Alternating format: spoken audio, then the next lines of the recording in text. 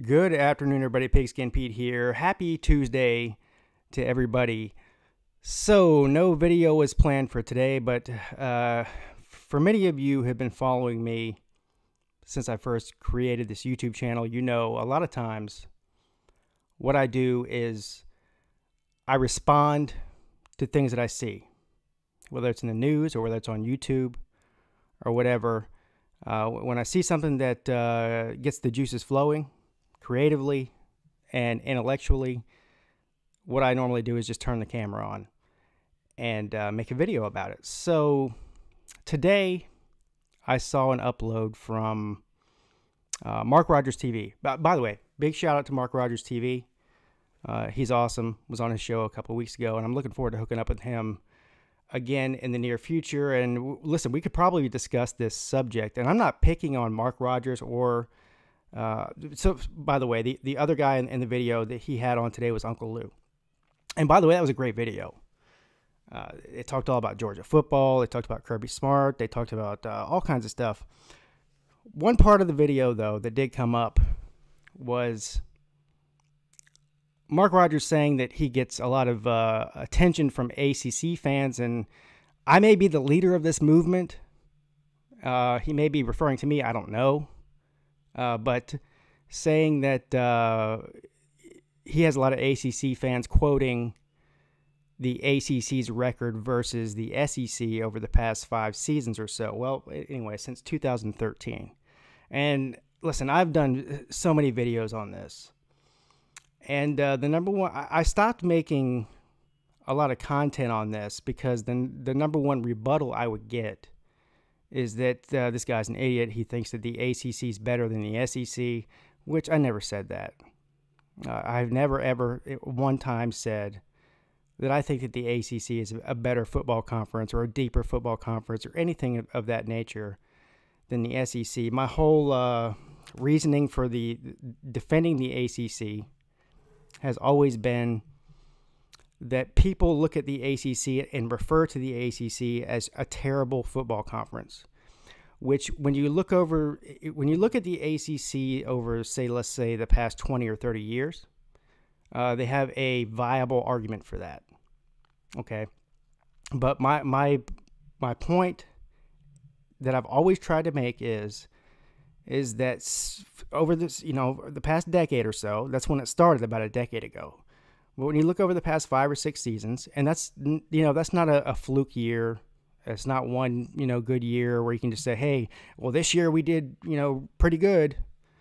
It's been a collection of many years in a row since about 2013 that the ACC has proved that they are not only a viable football conference, but a pretty darn good one. Okay. And so, listen, here's what I'm going to do.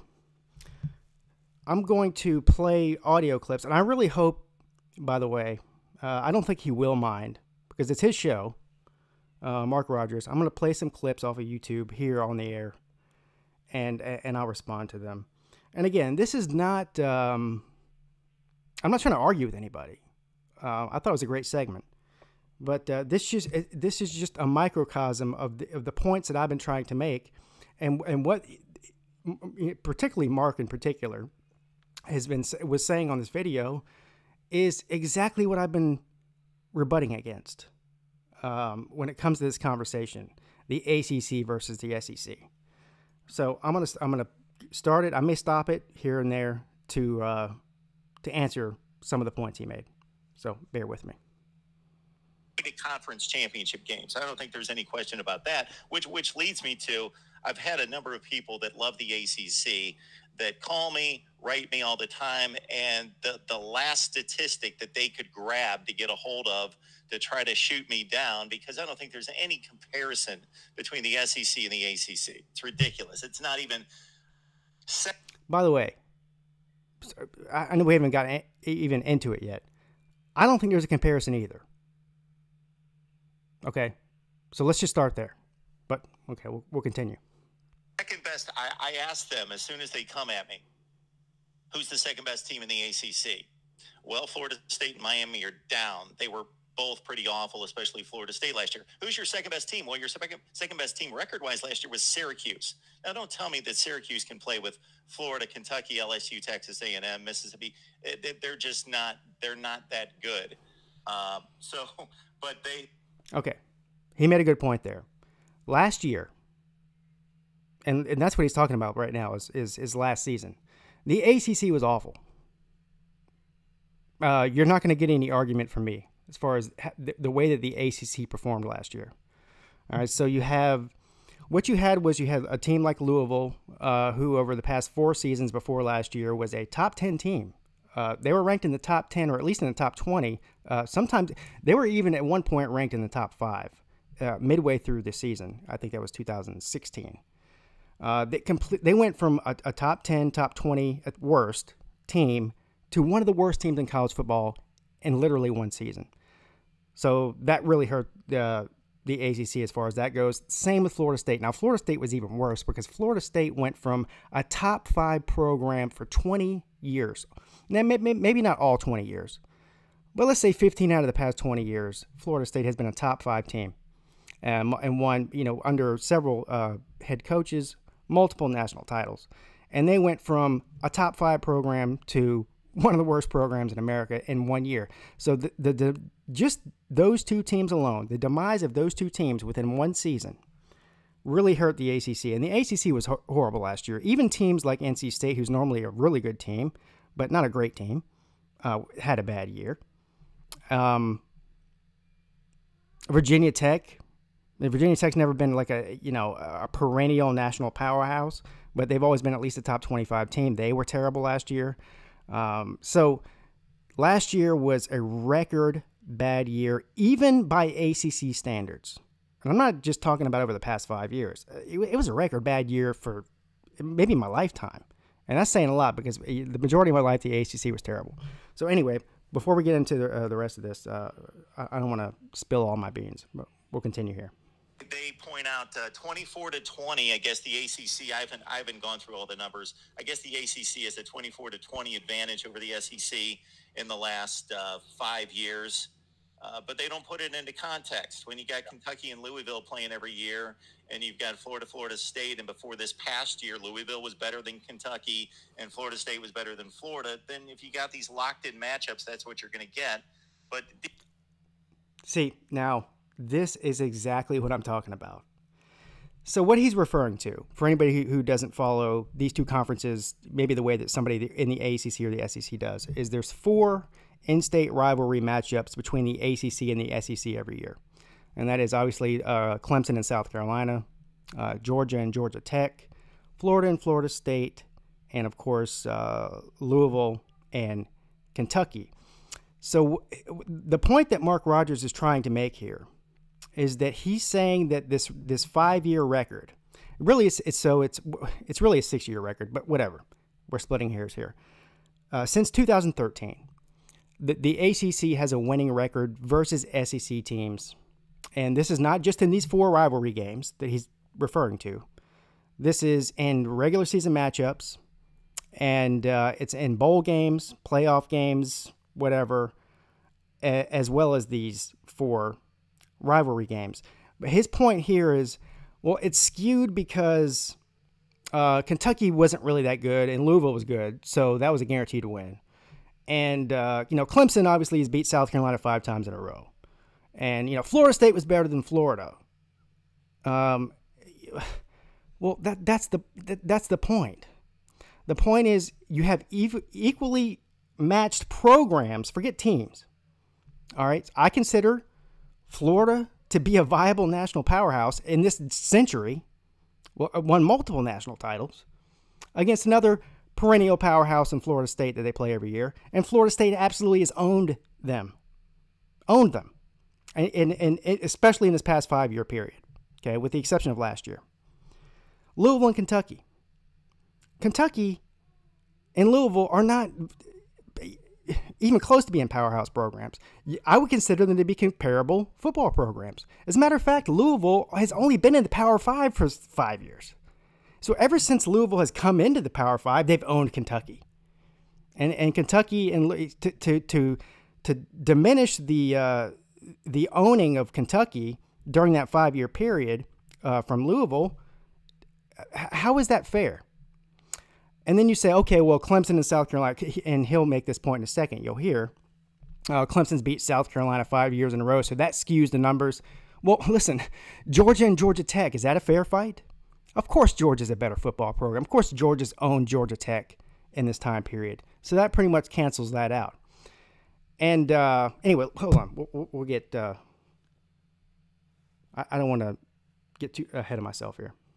Do you see any comparison between those two conferences?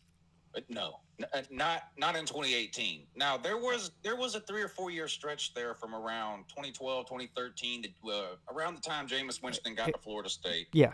Through maybe 2016 or so. Yeah.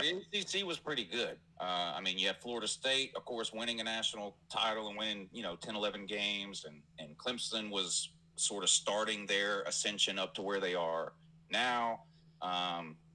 UNC even had a pretty good year in there one year. NC State was good a couple of years ago. And then, of course, you had Clemson beating South Carolina a bunch of times in a row, Florida State beating Florida a bunch of times in a row.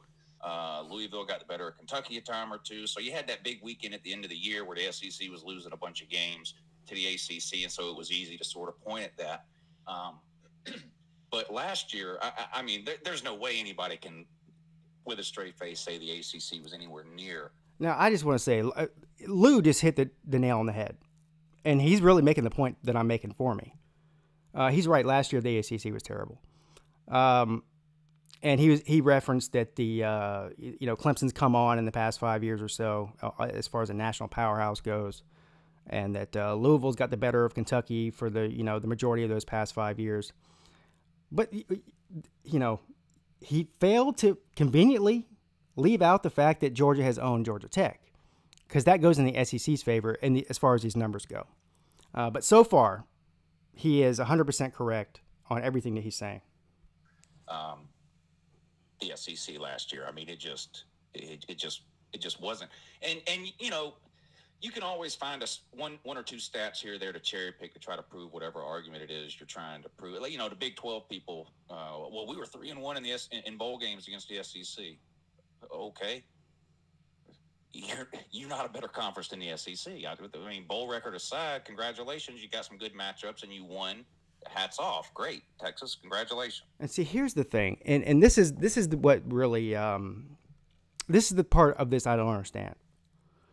Is that again, I'm not arguing that the SEC is not the best, deepest conference, especially over a long period of time, because they are, and I would even say they are right now as it stands. But what they do is they say, we're the best conference, but then they dismiss all the numbers and say, oh, yeah, we had a losing bowl record to this conference, we had a losing bowl record to that conference, oh, yeah, we have a losing record to the ACC in head-to-head matchups over a period of 50 games over the past 5 years. But that doesn't mean anything. That doesn't mean anything. Well, yes, it does mean something. You talk about skewing stats to go in your favor. We're not talking about 1 year here, okay? And again, it's the problem with this is that if you look at the national perception, and this does not just include the ACC, okay? This includes the Big 10, the Big 12, and the Pac-12. We can all agree probably that Pac-12 is definitely the worst of all of them. At least I think that most people that really follow college football can agree to that.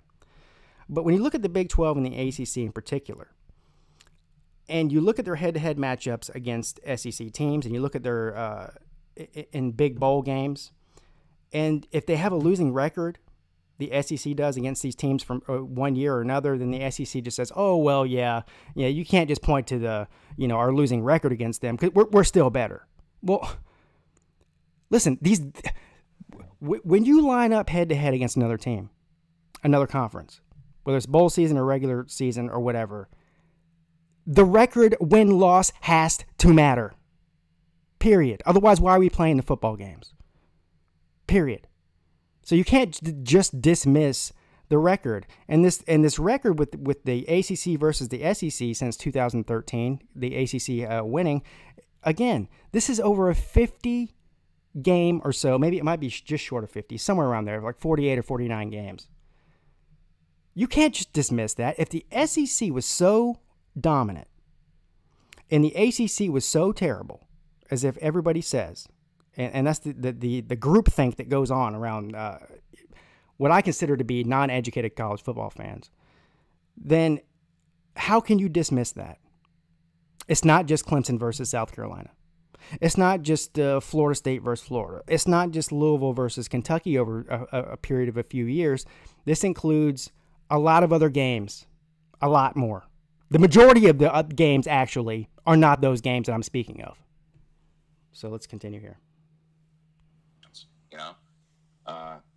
Your best team can't win a playoff game.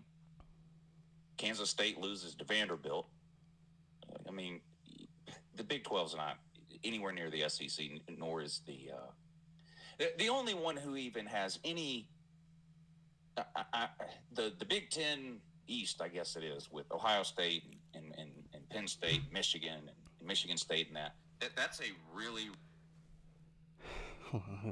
really good division.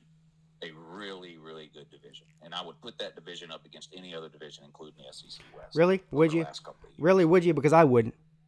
Because when you let's look at the playoffs in these bowl game situations. The ACC and the SEC have owned the Big 10 East in bowl games, sir. I mean, what are you basing this on? What are you basing this on? Ohio State, they won the national championship the first year. And listen, they are one of the top 3 or 4 programs in America. Nobody's disputing that. But Michigan and Michigan State? I mean, can somebody look at me with a straight face and somebody please explain to me how anybody can talk about Michigan and Michigan State as a part of a powerhouse division? When these teams lose 3, 4, 5 games a year, depending on the year, can't win their bowl games. If they make it to the playoffs, they get blown out. Meanwhile, the ACC has been in the playoffs every single year since the playoff started, have 3 national titles in those 5 years. Clemson's won 2, Florida State, 2 national titles. Clemson won 2. The last year of the BCS is when Florida State won, so I was wrong about that. But every team that's won the national title in the playoff era has been a team either called Alabama or Ohio State or Clemson, right? That's 3 different conferences. And those are 3 blue blood, not blue blood, but current blue blood, current elite teams. Don't talk to me about Michigan and Michigan State. And then put the ACC down.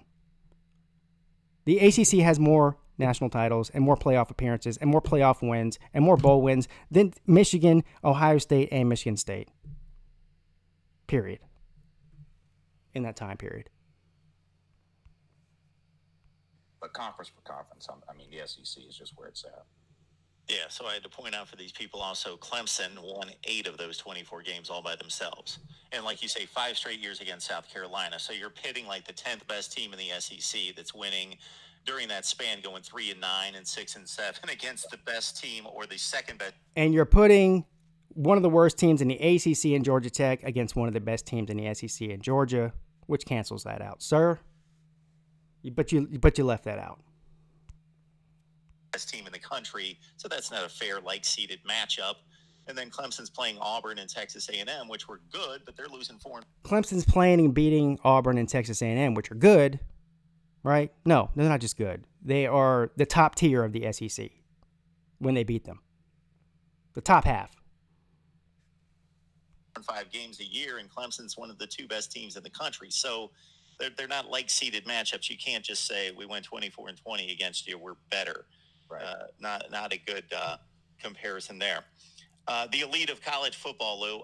Obviously, Alabama, Clemson, right behind. All right, so that's the end of that. But and that's just, again, that's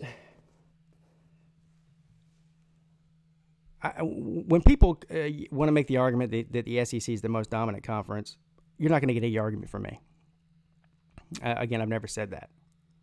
But to just dismiss, almost 50 games over a 5 or 6 year period, to dismiss the fact that the ACC has been in the playoffs every year since the playoffs started, to dismiss the fact that if you go back even a year after that, before that rather, you have 2 national title winning teams in the ACC. And yes, the ACC is in trouble right now because of the coaching changes, because of the exit of Jimbo Fisher and the demise of Bobby Petrino. I do think, though, that these things are cyclical, so you'll see teams like Miami and hopefully Virginia Tech can get their act together and come back. But so I was on the Volunteer Road show. I think it was Friday night call-in show, and of course, for you guys that don't know, Catfish from the Volunteer Road show has hooked up and linked up with Billy Ratliff, who is a legendary Tennessee player who played on the national championship team for the Volunteers in 1998. And I had the pleasure of calling in and speaking with Billy Ratliff last Friday on the phone on the live show. And this is exactly what I asked him.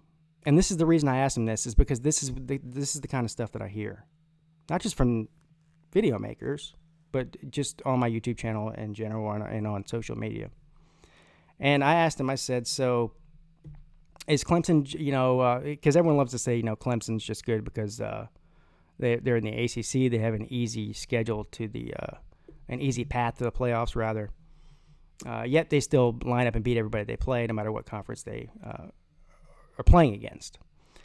And he said something that not only these two should listen to, but everyone else that's watching this YouTube video should listen to. And he just confirmed everything I've been saying. And this is a guy who's been there and done that and played on the teams. He said at the time that he was playing college football in the 90s, the SEC was far and away the most dominant conference. There was nobody that he was even close to them as far as the depth and just the overall talent from week to week, from year to year, than the SEC. And he said that has all changed now. And former players and current players know this. And this is what I've been saying. This is not about the ACC. This is about the Big 12. This is about the Big 10 as well.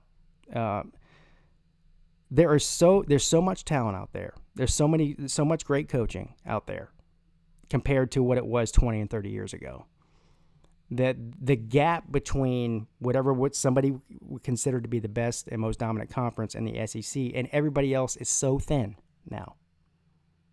And you're seeing this in the numbers, in the head-to-head numbers, in the bowl numbers, in the national title numbers, period. And if anybody wants to just sit around and pretend it's just because the SEC was so much more dominant than every other conference 20 years ago, that maybe even 15 years ago, that's the way it still is now, you need to wake up and start paying attention, because numbers don't lie. And you can't just dismiss numbers and skew them the way that you want them to look. These numbers matter. Period. So, that's it. I'm done with my rant. Not even really a rant. And like I said before, I don't even necessarily disagree with these guys that the SEC is still probably the best and most deep conference. But I think it's a very thin line. I think it's a very thin line between them and everybody else. And I also think that I don't know where the Big Ten people get off thinking that they're somehow right there with the SEC, but everyone else is so much worse. But they can't make the playoffs and win national titles. So, anyway. I can't wait to see the comments on this one. Oh, by the way, go check out Mark Rogers TV. He's got a great channel. And Uncle Lou. Both of them. Have a great day. Pigskin Pete, check it out.